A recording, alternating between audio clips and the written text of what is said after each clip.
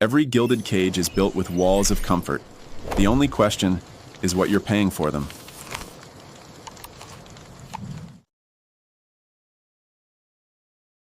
Welcome to The Explainer, where we break down complex sources into clear and engaging presentations. Okay, so let's get right into it. What if I told you that a secret society made up of Oxford graduates quietly shaped the entire 20th century? It sounds like fiction, right? Well, today we're diving into a book that makes exactly that claim, a book so controversial it actually couldn't be published while its author was alive. We're talking about Carroll Quigley's The Anglo-American Establishment, and it's a story of incredible power, hidden influence, and a vision to literally remake the world. Now you have to understand, Carroll Quigley wasn't just some fringe writer. This guy was a highly respected professor at Georgetown University. He even mentored a future U.S. president, and still, he couldn't get this book published in his lifetime. The whole story really kicks off with his own preface, which is kind of mysterious. He straight up admits that writing the book would have been very difficult without help from people who were, close to the group. Wow, that's a pretty stunning admission, and it really sets the stage for what's to come. All right, so to really get our heads around this, here's how we're going to break it down. We'll start with what this secret establishment even is. Then we'll look at Cecil Rhodes's, frankly, mind-blowing vision that started it all. We'll dig into the network of power they built, their methods of quiet influence, and how they allegedly shaped modern history. And finally, we'll wrap up with Quigley's big final question. Okay, let's dive right in. What exactly is this secret establishment that Quigley is talking about? So according to Quigley, you shouldn't picture some formal club with like a secret handshake or anything. No, it was way more subtle than that, and maybe even more powerful. He describes it as these overlapping circles or rings of influential people. Think of it more like a fluid network of elites. They were all held together by friendship, personal connections, and shared ideals, not some official membership list. They all operated behind the scenes, very deliberately. So it's not really a conspiracy in the way we usually think of it. It's more like a finely tuned network of influence. All right, so where did an idea this big even come from? A secret group to shape the world? Well, Quigley traces it all back to one man's pretty incredible ambition.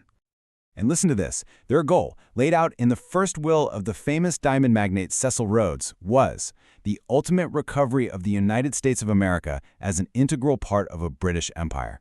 Just let that sink in. The idea was to bring America back into the fold and create a global power so immense it would make war impossible. It's an absolutely stunning vision. And this wasn't some fleeting idea he had. Rhodes actually wrote 7 different wills over the years, and in each one, he refined his plan. He kept entrusting his massive fortune and this incredible legacy to a tighter, more powerful circle of men. You see him add names like Lord Rothschild, then W.T. Stead, and it all culminates in the final will, which sets up a board of trustees that includes a really key figure, Lord Milner. So when Rhodes died, you might think the whole plan would die with him. But Quigley argues that's not what happened at all. The project was passed on to a new leader and this really intricate network of associates. Yeah, so this group became known as Milner's Kindergarten. It was basically a bunch of super talented young administrators that Lord Milner recruited to go run South Africa after the Boer War. And according to Quigley, this group, they became the real engine of the whole network, the ones who would actually carry out Rhodes's vision. Okay, and this is where Quigley's research gets seriously detailed. He maps out this incredibly dense web of connections between all the members of the group. We're talking page after page of family ties, who went to Oxford together, who served in government together. It's this whole social fabric of power, all woven together by these shared backgrounds and ambitions. So where did all this power and funding come from? Well, Quigley points right to the heart of the British establishment. We're talking prestigious places like All Souls and Balliol colleges at Oxford, the massive Rhodes and Bate trusts, big-time finance from firms like Lazard Brothers, and even the Astor family fortune. These were the pillars propping the whole thing up. Okay, so how on earth did a relatively small group of people pull off this kind of influence? Well, according to Quigley, it all came down to their methods. They preferred to work quietly.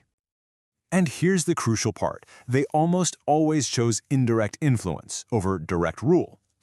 Think about it. Why bother holding the top political office when you can just shape the opinions of the person who does? Why issue a decree yourself when you can place your own people in key advisory roles or control the narrative in the media?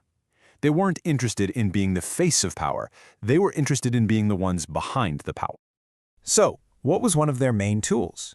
Quigley says they controlled the Times newspaper. But here's the fascinating thing. They apparently weren't trying to sell more papers. Their goal wasn't to reach the masses.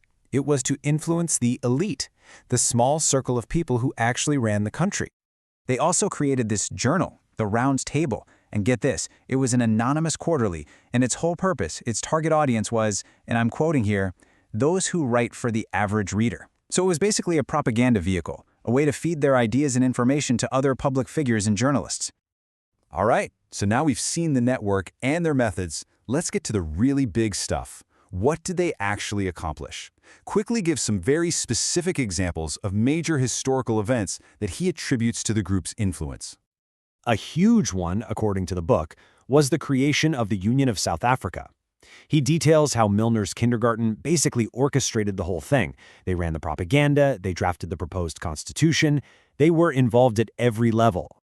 And you can see here the alleged influence spans decades and continents. We're talking about the establishment of the Union of South Africa in 1910, the founding of the super-influential Royal Institute of International Affairs, also known as Chatham House, in 1919, playing a key role in negotiating the Irish Free State in 21, and heavily influencing the Government of India Act in 1935. It's a pretty sweeping claim. So after laying out this whole incredible story, Quigley leaves us with a final and pretty unsettling thought. He basically says, look, the picture is terrifying. And it's terrifying because that much power, no matter what the goals are, is simply too much to be entrusted safely to any group. So even if their intentions were good, the concentration of so much secret, unelected power is, in itself, incredibly dangerous. So, if there's one thing to take away from this explainer, it's Quigley's central thesis that powerful, hidden networks can operate beyond public view to shape major world events. It's a hidden history, running just beneath the surface of what we normally read in the textbooks. And that leaves us with a pretty profound question, doesn't it? Does history have a secret author? And what does it mean for all of us if the pen is being held by people we can't even see?